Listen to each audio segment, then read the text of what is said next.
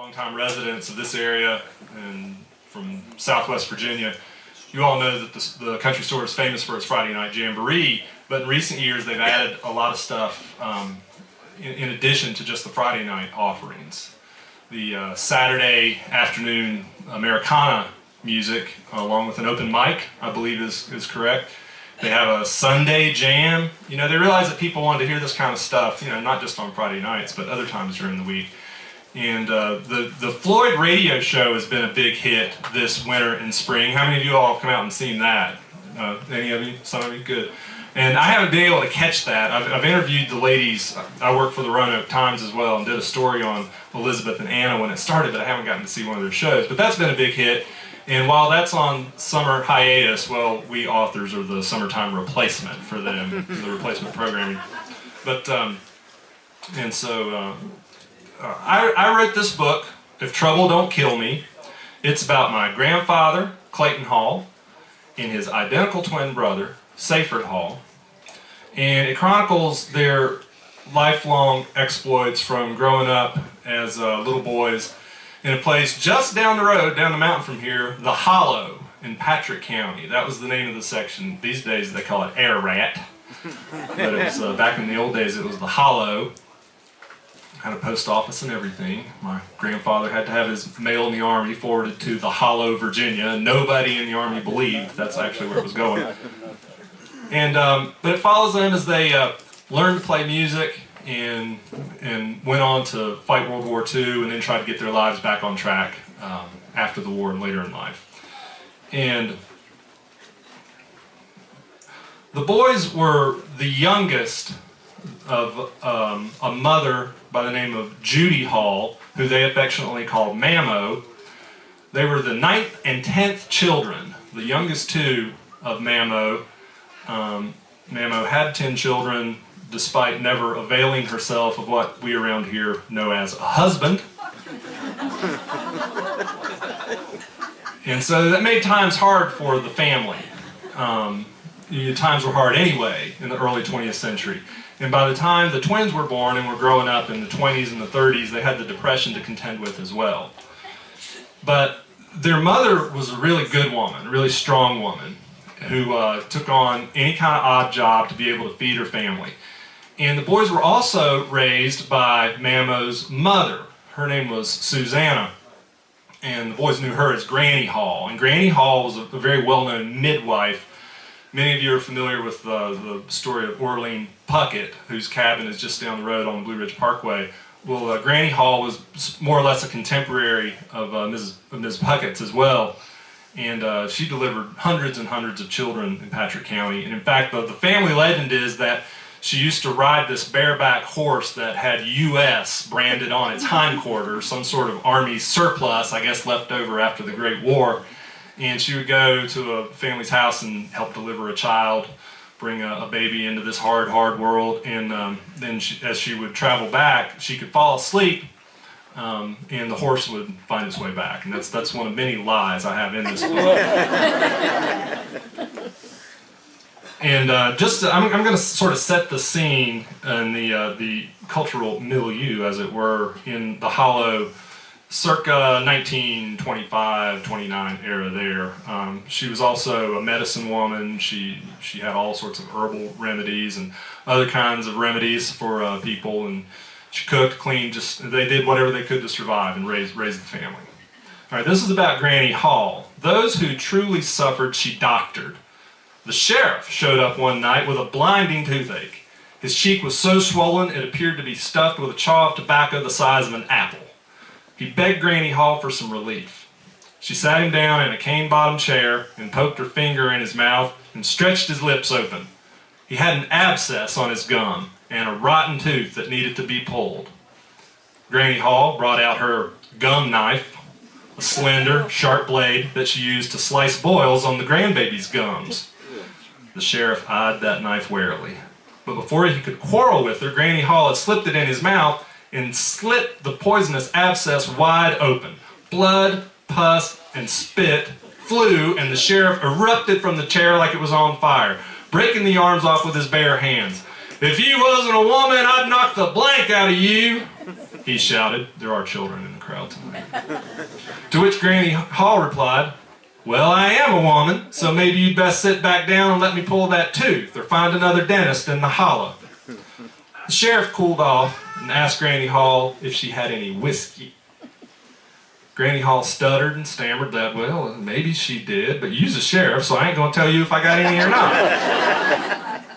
The sheriff said he wanted whiskey for himself to numb the pain. He'd bring her a replacement batch tomorrow. So Granny Hall poured him a dram and he guzzled it down. Fully medicated, the patient sat back down as Granny Hall rooted in his mouth with a pair of black pliers. With one ferocious tug, she liberated the rotten tooth, and the sheriff again flew from the chair in dizzying pain. She showed him the tooth and offered him a second swallow of whiskey. After the sheriff went on his way, Granny Hall cleaned the blood from her gum knife and called the children to her. Might as well check them all for gum boils. So she commenced running her finger along the baby's gums. The next day, the sheriff showed up with a jar of corn squeezins as payment for Granny Hall's dentistry. He handed it to her on the porch, right in front of the grandbabies. The sheriff rode off and Granny Hall turned to see all the babies staring at her as she held that jug of illegal liquor. "Well, the Lord sent it, even if the devil brung it," she told him.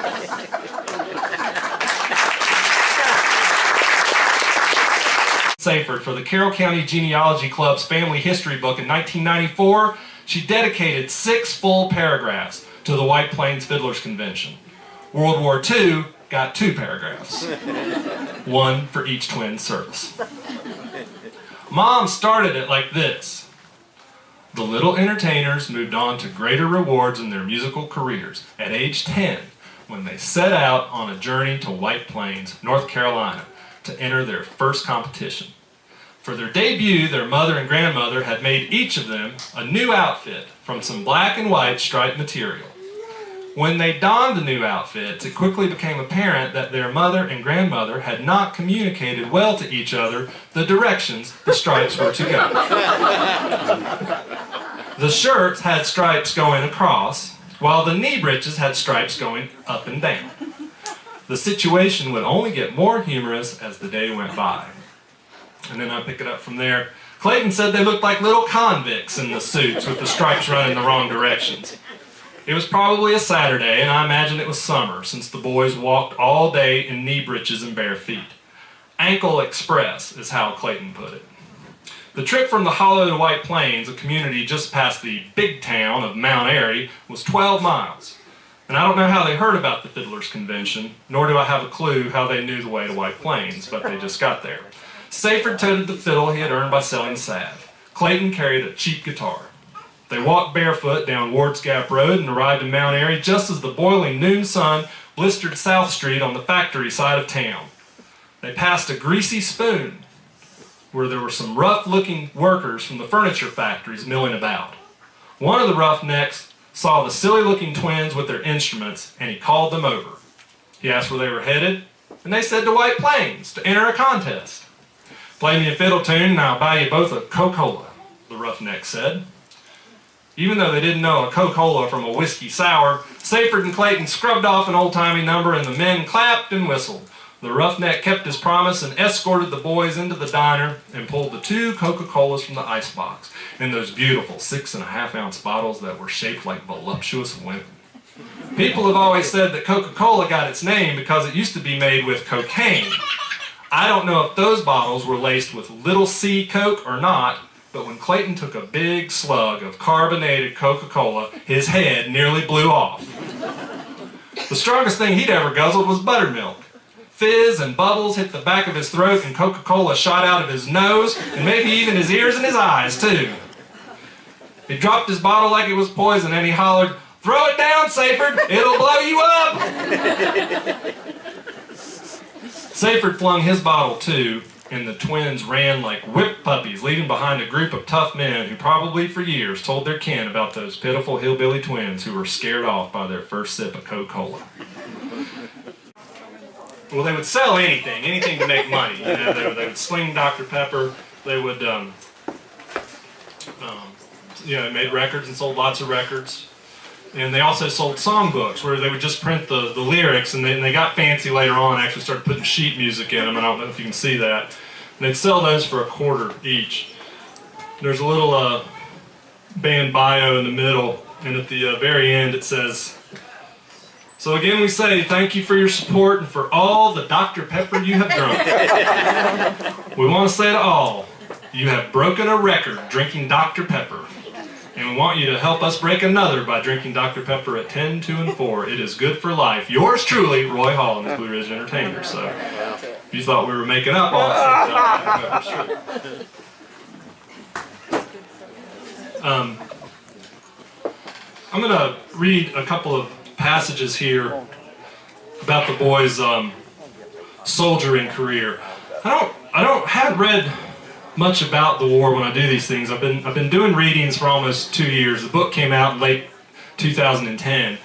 And when I do these events, I usually intend to read something about the war years because to me that's a big part of their lives. But it often bums people out when I read it, so I skip it and stick to the funny stuff about dye running down their legs and and Granny Hall pulling teeth and stuff like that. But to me, this book was always a war book. It was a book about World War II. It was a book about the greatest generation and the men who fought it and where they came from.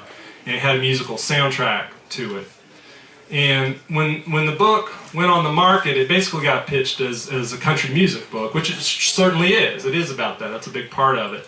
And the war stuff never came out, and I thought there was a real opportunity to make this book bigger and connect with the wider audience. I saw it as being something that would appeal to the fans of Stephen Ambrose or those who had watched Saving Private Ryan, and instead it's been pitched more to people who liked Oh Brother Where Art Thou, which is fine too. In fact, we used to kid that since it mixed the country and the war, it was like, "Oh Band of Brothers, Where Art Thou?" That would be the documentary they'd make.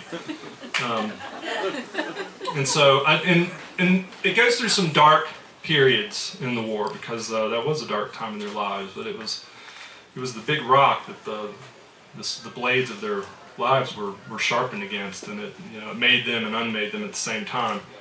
And so, but I'll read a couple of the sort of least gruesome parts. And we've just had Memorial Day, and we're coming up on the 68th anniversary of D-Day this week, so maybe it's fitting to read this. And also in keeping with sort of the 1940s theme of the evening. And here we'll, let's see. My great uncle Saford, my grandfather's twin brother, he would talk about the war a little bit, and we got him on videotape on the 50th anniversary of D-Day. He was there at like D-Day +4, something like that. He wasn't there when it was the fighting was at its pitch. And so this is a little bit of what he said. "I watched that old video recording of Saford talking about his wartime exploits, and I hear him repeat his famous story about meeting Patton, and I ask myself, oh, did that really happen or did he make it up? After years spent searching for the truth, I've come to ask myself another question. Do I even care if he did? What is it they say at the end of The Man Who Shot Liberty Valance? When the legend becomes fact, print the legend. There's history, then there's his story, which is what Saford told us the same day that Ruth gave me the fiddle for my birthday. Mom operated the video camera, it was 2 days before the 50th anniversary of D-Day, and captured it forever. I'd like to tell a little history about our 9th Division, Saford began, sounding like the narrator of a play giving his 1,000th performance, which is sort of what he was doing. He spoke nonstop for almost an hour, save for the occasional curveball question I'd lob every few minutes. Did you ever meet Patton? Saford suffered the interruptions, then he picked up the trail that ran from North Africa to Sicily and on to England and France. And yes, he said he did meet Patton, who commanded the Western Task Force, which included Saford's outfit. During his videotape monologue, Saford recounted his favorite story about the preparations for the North Africa landings. Patton had said, "I'll tell you one thing, anybody that's got any question, now's the time to ask him." So I stuck up my hand. I knew when I hit the beach that the enemy would start firing at me, and our boats would start firing from about 100 yards back in the water. I was right in the middle. I questioned him. He said, "Yes, sir, Sergeant. What is your question?" I said, "Sir, my job is to mark the beach and go on inland and cease that gun." He said, "Yes, boy, you've been briefed well, Sergeant. You are really on the ball." I said, "Well, yes, sir, but there's one thing I want to ask you." "What's that?" "When our boys go so far in the shore with their Higgins boats and PTLs and things, hauling personnel, the enemy's going to open up on them. Then they're going to open up, and I'm right in the middle. What's going to happen to me?" Well, he had a habit of biting his lip on the side, and then he said, "What the hell's 1 out of a million?" It sounds like something Dad would say. That's the way Saford always told it.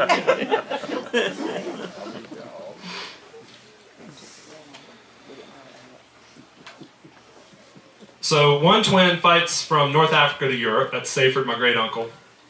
And Clayton, my grandfather, fought in the Pacific, all the way to the bitter end at Okinawa, which was 2 months of fighting that began on April 1st, 1945, and over 10,000 Americans lost their lives, and at least 100,000 Japanese lost their lives, and probably as many, we don't know the total, civilians on Okinawa lost their lives in 2 months. And so think about that when you think about the losses, how great they've been in the last 10 years of conflict that we've been in Iraq and Afghanistan, and just imagine multiples of that many times over occurring in 2 months on one spit of land out in the ocean.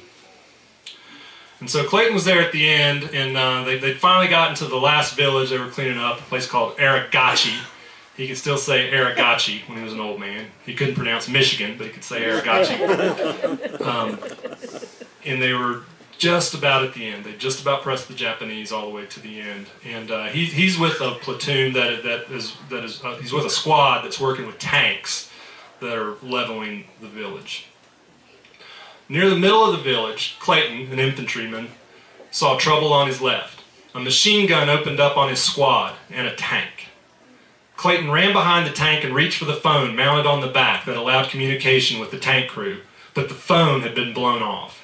He waved his arms frantically in hopes that the gunner would see him. He hollered, "Machine gun, 9 o'clock!" Just then he felt a whack against his right shin as if he'd been struck with a baseball bat.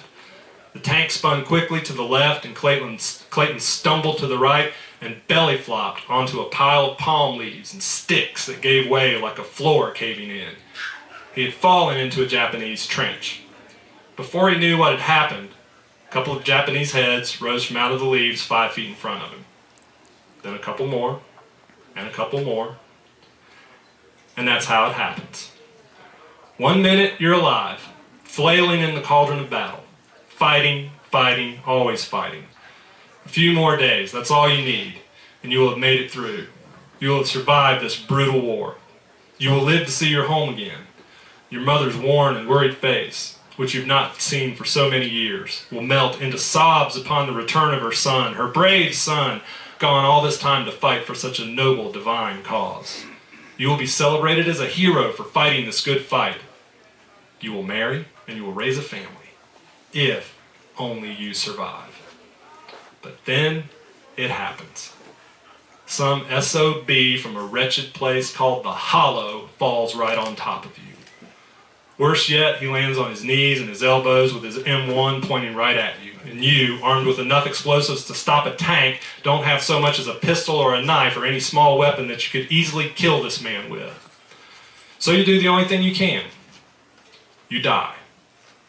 Clayton opened up into the knot of Japanese crouched in the trench. He emptied his 8-round clip and killed 8 men in a matter of seconds. The official citation for Clayton's Bronze Star Award reported that Clayton was aided by at least 2 other men in killing the 8 Japanese troops, whose intent most likely was to stop the tank. Other descriptions from that day mention the story of several soldiers killing a trench full of Japanese. And then there's a lengthy passage about what the Bronze Star citation actually says, and we still have it. It's in a frame with his medals that he's super glued onto felt and hung up. Clayton always contended that he fell into the trench. That doesn't mean he got it completely right, but I believe him. I also accept the Army version that says 2 other men were there. They just never fell into the trench. Clayton did, and he was the only man to climb out of that trench alive. to eventually raise a family that would one day produce the likes of me. Some days I can't shake the notion that I should have made a whole lot more of myself.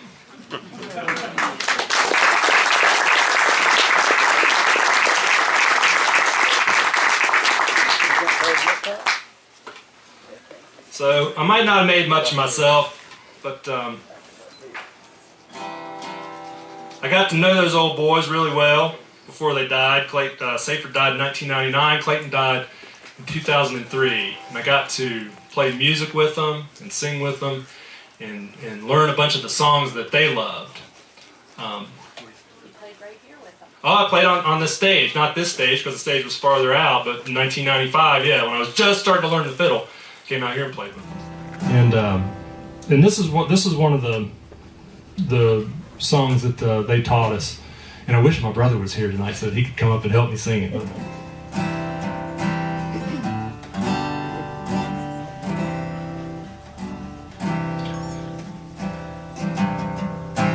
all day I face the barren ways without the taste of water. Cool water. And with the dawn I wake and yawn and carry on to water.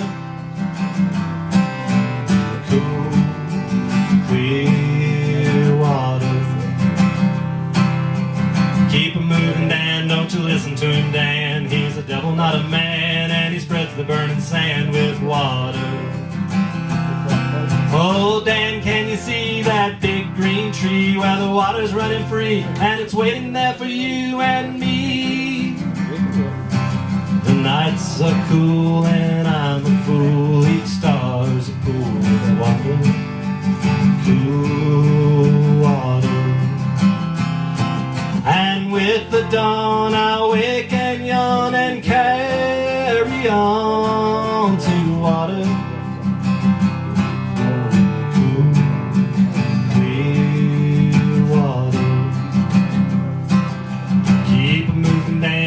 Listen to him, Dan, he's a devil, not a man, and he spreads the burning sand with water.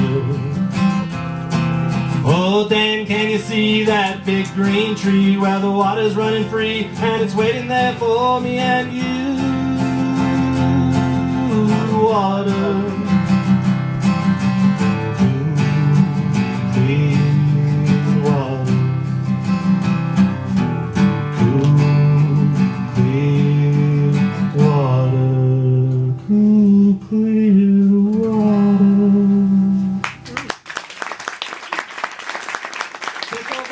Coming out to the Floyd Country Store and letting me ramble on about my family a little bit. And I'd love to talk to some folks.